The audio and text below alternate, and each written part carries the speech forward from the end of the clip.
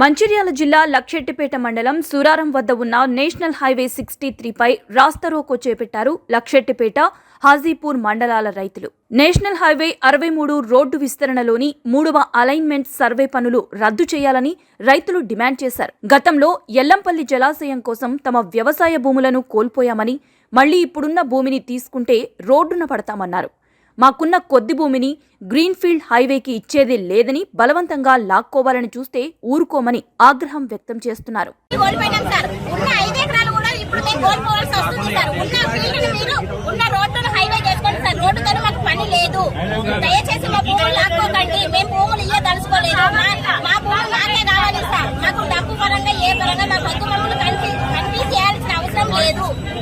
మేము మాత్రం భూములు ఇయ్యం సార్.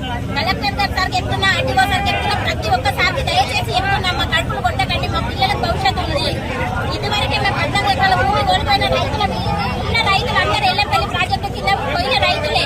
ఇప్పుడు మళ్ళీ మా భూములే లాక్కుంటున్నారు సార్. మీకు రోడ్డు వేసుకోవాలి అని అంటే గోదావరి రోడ్డు మీద వేసుకోండి, ఉన్న హైవే పెంచుకోండి, రైతుల భూములు మాత్రం లాక్కోవద్దు సార్. ఇదే చెప్తున్నా నేను, ప్రతి ఒక్కసారికి చెప్పేది ఇదే సార్.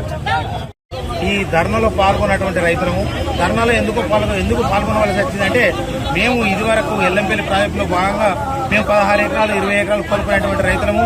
మా దగ్గర లక్షపేట నుంచి మోదెల మున్సిపాలిటీ కలుపుకొని సూరారం, గుళ్ళకోట, పోతపల్లి, పడతనపల్లి అటువంటి గ్రామాల ప్రజలము ఈ ధర్నాలు పాల్గొన్నాము. ధర్నాలు పాల్గొన్నటువంటి కార్యక్రమం ఏంటంటే, ఇదివరకు అలైన్మెంట్ చేసినటువంటి గంపలపల్లి మీదుగా గద్దెరగడ వరకు చేసినటువంటి ఫస్ట్ అలైన్మెంట్ మార్చడం జరిగింది.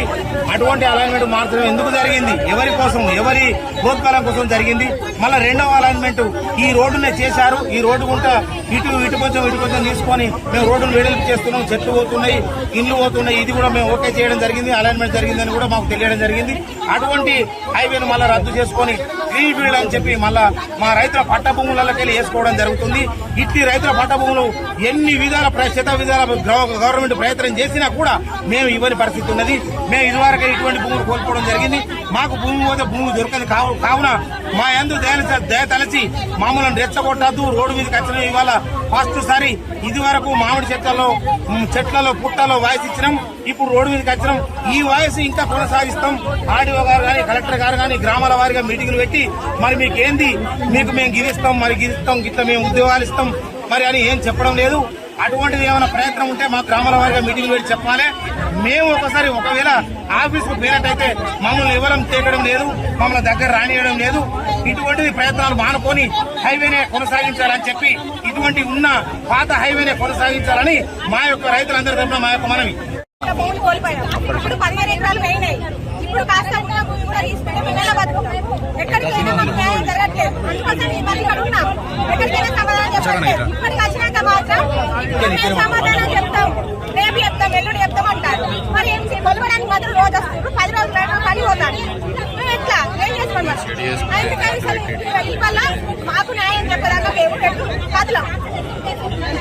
మా పిల్లల భవిష్యత్తు కూడా పెట్టుకొని ఇప్పుడైతే మేము తర్వాత మా పిల్లలు ఎత్తుకొస్తారు.